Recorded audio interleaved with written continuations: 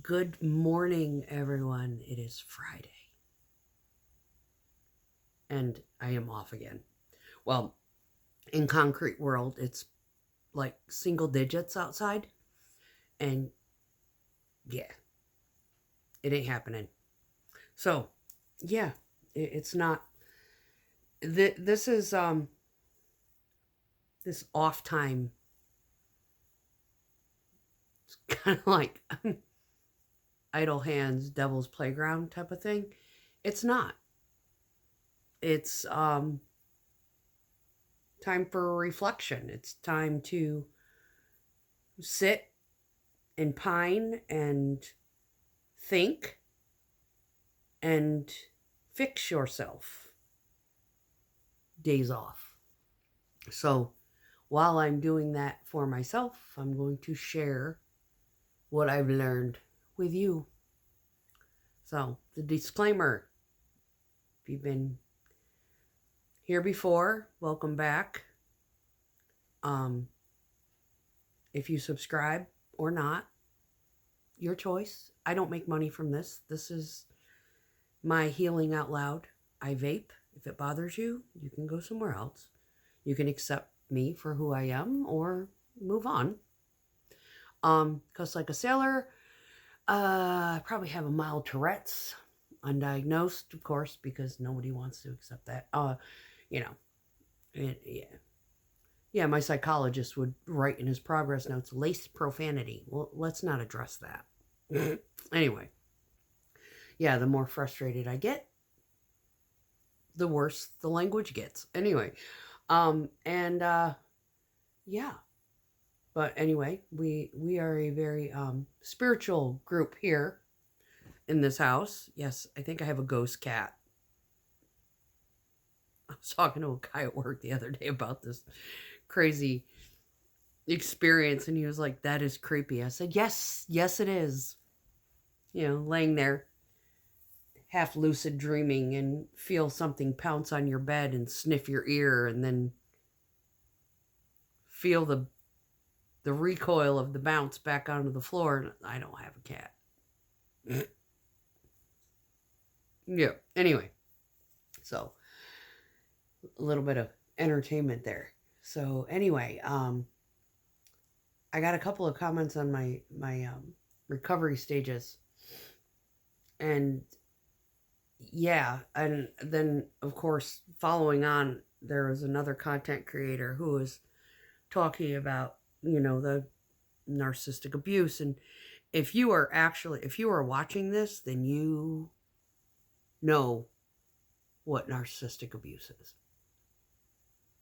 You've probably experienced it. You're here looking, thirsting for knowledge. Um, the recovery stages are a grieving process, and yes, we still this lock is got a loop in it, and it is like quite literally on the top of my head, and I need to split it. I split one yesterday. This one is going to take some work. Yes, when they get too thick or they start to like gather strands, because these are white hair locks, they do their own thing.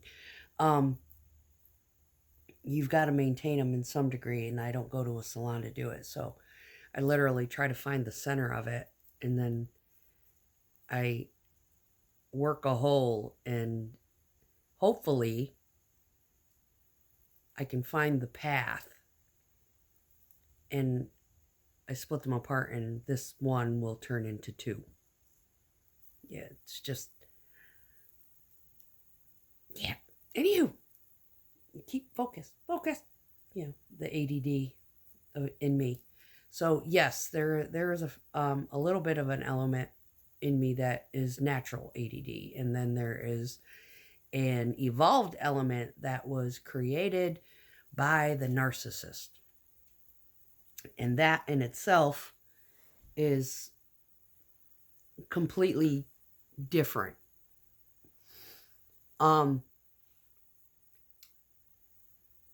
It's probably best that if you've ever experienced narcissistic abuse and you're wondering what the hell happened to me, I was never like this. Get a book on ADD or start looking at some of the content that focuses on that alone. You'll see yourself in there somewhere. Like, for example, I used to be very OCD. I so badly in my younger years, where when I was living in military barracks, I had a boiler room above my head and it leaked. And it had these weird, like where it had stained the ceiling, the water damage. And the DPW never came in and did anything about it. So I went and bought paint and primer, and I painted my own barracks room ceiling because I could not stand the stains. It made me fucking nuts. But now, after being abused, God knows how many times, I am in a house that is under remodel. Managed to get new windows and them framed out. And the walls are still not painted. I've got a patch that needs to get, taped and spackled. I got one wall that actually got textured. But it's a clusterfuck in here. And once you've been abused to such an extent, it's just like the clusterfuck kind of is a little bit comforting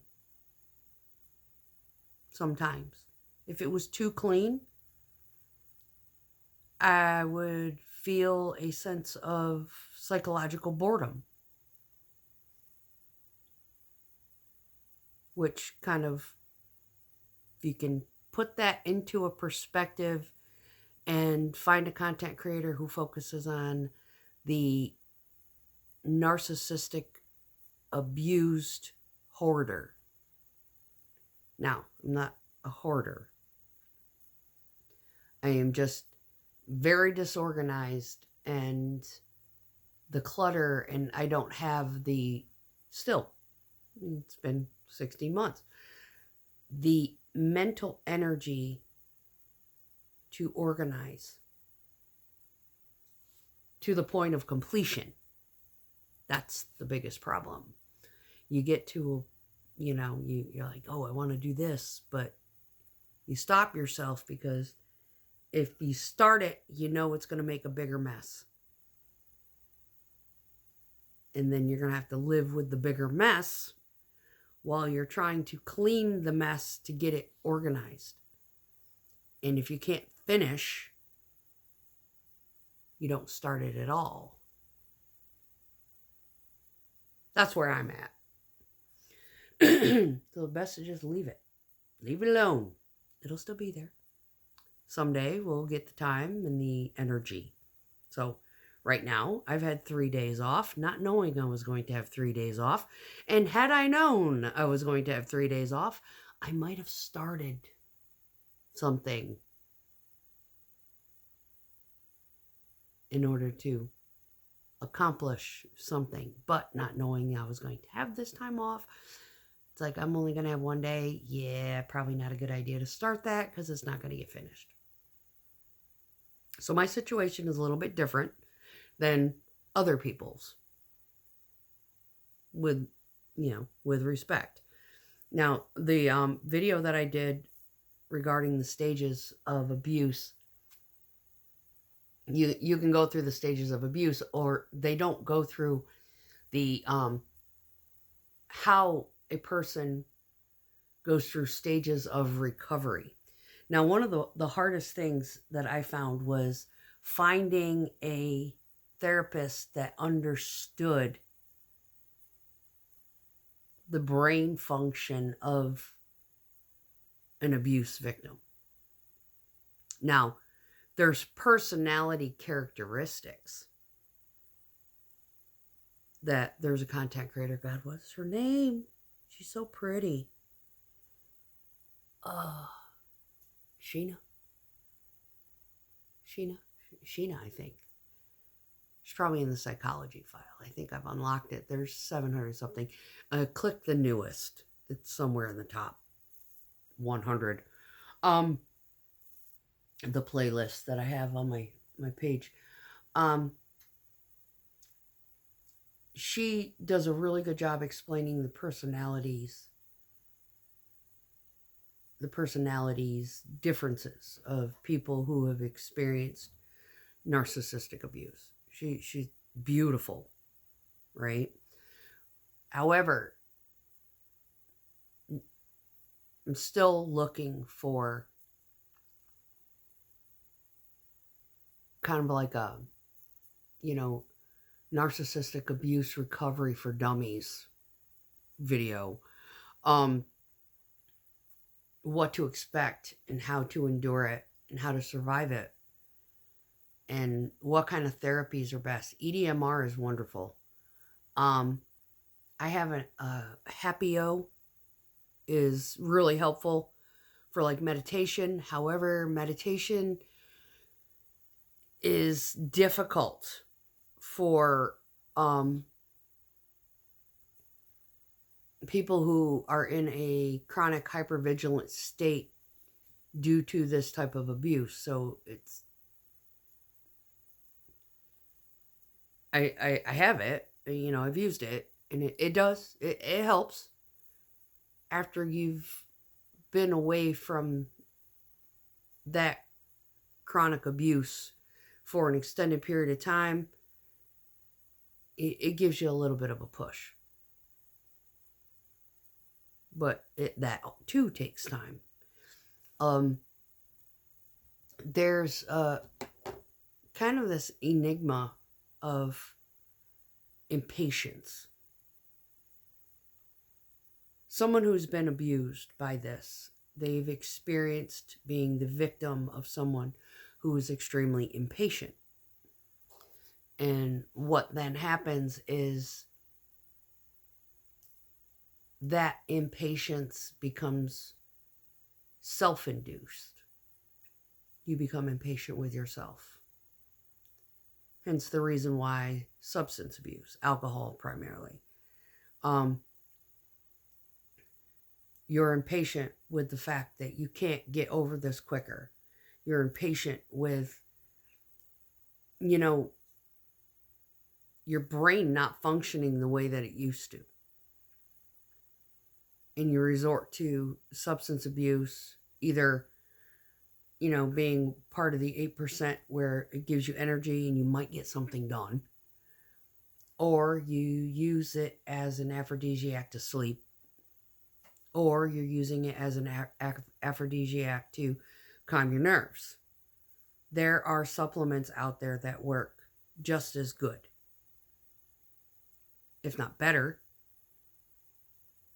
And those require a little bit of research. However, if you don't know where to look and you don't know how to administer, dose, things like that, and you try to consult a doctor who only knows big pharma product, you don't have insurance, you fled with nothing, shit like that. That's where channels like mine and others become helpful. Now, I got a really nasty comment on my, one of my videos, where I was talking about how maybe we need to focus on the mental health of people before we start, judging them for substance abuse, regardless of what it is, legal or illegal. And this woman was just grotesquely cruel. And the one thing that she had mentioned was, take some ashwagandha and some St. John's wort. And I sat there laughing like I don't fucking already have that crap, right? Actually, I have GABA for restless leg syndrome because your body goes into hypervigilance. Your nerves are popping off. I do melatonin, 60 milligrams, in order to get at least 5 to 6 hours of sleep, if I'm lucky. All of this started, I started taking all this, and it took so long to find it all, to apply it to me and figure out dosing through watching content on YouTube, self-educating my issues. I have 5-HTP, I have huperzine, I have vinpocetine, I have taurine, L-tyrosine, I have amino acids, the complete, not just the essentials. I have the HMB so that the aminos work their magic with the protein that I eat in order so I don't go into muscle wasting because I'm old. There's a ton of shit that I take every single fucking day that this cruel, crass, nasty commenter was like, oh yeah, St. John wort and ashwagandha is going to cure. And telling me to get a hairbrush. These are things that throw other people, possibly, who have been struggling with a lot of emotional abuse, it throws them right under the bus into a state of relapse, or, they're like, wow, am I, that kind of cruelty and saying stuff like that to somebody is not going to fucking help them. It's going to hinder progress. They're already emotionally abused. Yeah, let's add fuel to the fire. Right? So yeah, I made a video, made her famous. Anyway, and then reported her. I should have reported it as abusive.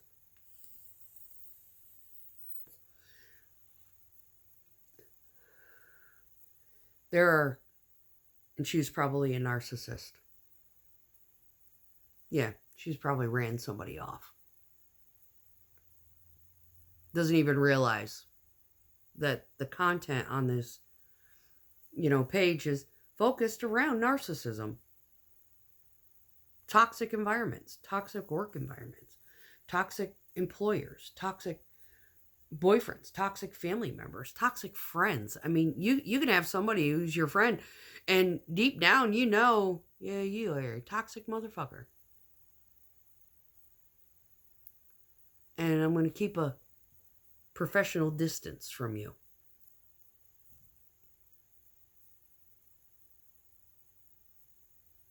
Recognizing the toxicity, recognizing that,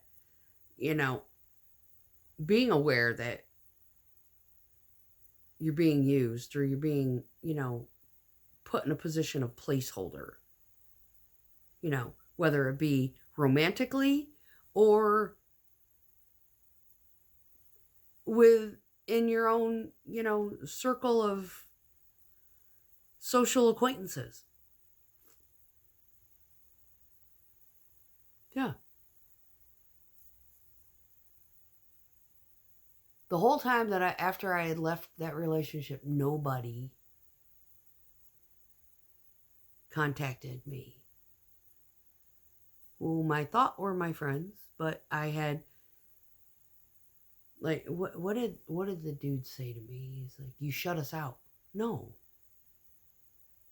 You shut me out.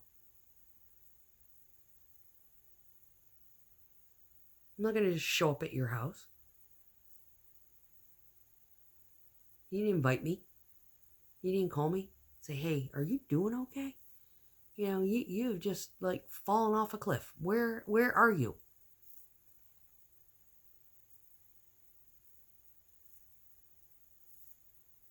Yeah. That's toxic. Saying that I shut them out. No, I didn't shut you out. I wasn't invited.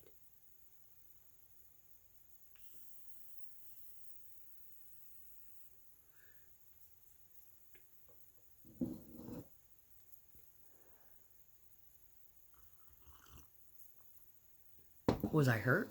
No. It just made me wiser for the wear. Okay, accept it.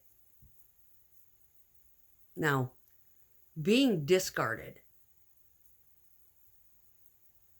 in the thick of, you're in this relationship and you think everything's fine, and then out of the blue they're just like, no, this isn't going to work.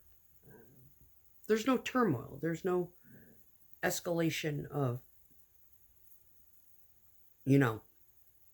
shit that's causing the relationship to go sour. It's like,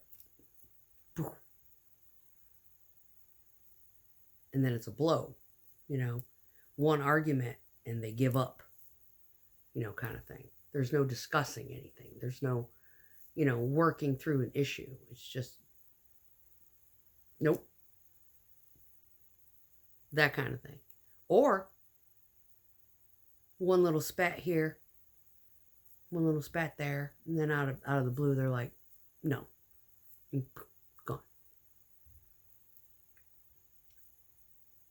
When things were fantastic 2 weeks before, and you're like, where did this all come from?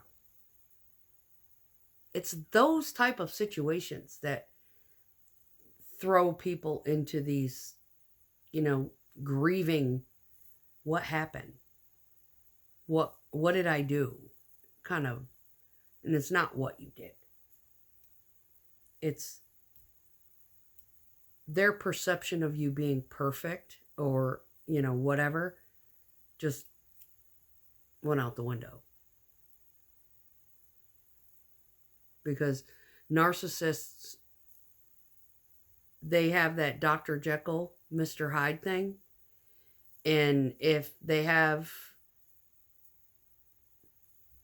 comorbid underlying personality disorders overlapping, like borderline overlaps with narcissism extensively, they may not be a full-blown borderline, but they have that borderline attribute of splitting. One day you're wonderful, the next day you're evil, and they just piece the fuck out. And you're sitting there like, it wasn't that bad. What the hell's wrong with you? These are things that, going through the stages, you learn as you go, because there's no book.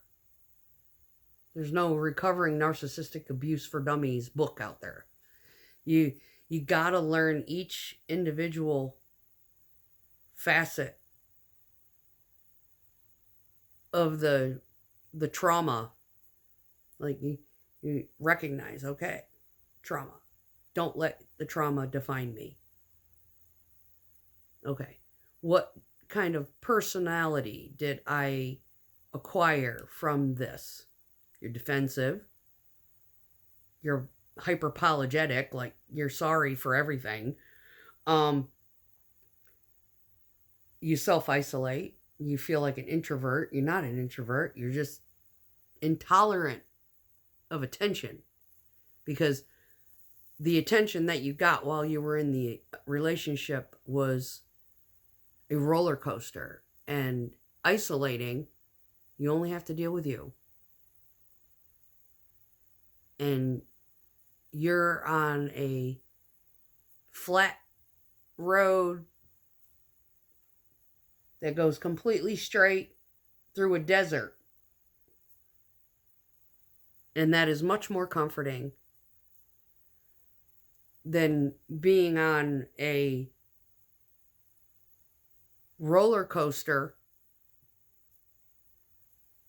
that has that one stretch of dive that goes through water, and you're holding your breath, not knowing when you're going to be able to breathe again. And when you do get to breathe, it puts you into a loop of euphoria. And then as soon as you get done with that euphoria, you are back on something that's giving you a twist and a turn. You can only do that shit so much before it fucks your entire parasympathetic nervous system and your sympathetic nervous system totally up. There's a couple of videos out there that everybody probably should take a gander at, and how the abuse, whether it be narcissistic or just straight asshole, seems to think that that's proper behavior. It destroys your hypothalamus, and it almost causes brain damage, and it literally reprograms your immune system. So a lot of people who leave these relationships end up with autoimmune conditions and, cancers and all sorts of stuff. And recognizing that up front and taking the necessary precautions for yourself, doing that self-care and that self-education will save you a lot of money, time, and grief, because doctors don't understand it. They're not realizing it. There's only a few content, creators out there who can recognize, because they have that secondary psychological training, to see that the individual that is sitting in front of them was abused, and very likely the problem that they are having is secondary to the abuse, and it's autoimmune, and there might be a solution to the problem if you can catch it fast enough. But there's very few. And those content creators kind of give you the in-depth, so it is up to you as the individual to educate yourself. And if you have a doctor who side-eyes you like mine did, who is now fired, yeah, they might be able to help you if they understand. My urgent care doctor had said something to me that it was, that was very much a turning point. When I explained to him, I was frustrated with how much I weighed when I went in there. And he was like, I was expressing how frustrated I was with my PC, because he wanted to know if I wanted to follow up with my doctor, things like that. And I was like, no, because she doesn't know shit. And the things that I have gone through and I expressed with her, she side-eyed me. And having gone through this abuse, it even makes me even more aware of the medical gaslighting, and or the gaslighting, within any situation. It's like, no, that's gaslighting. It's kind of like, in politics. It's the Democrats gaslighting the Republican Party. People not understanding that what Trump is doing is basically he's remodeling an old house.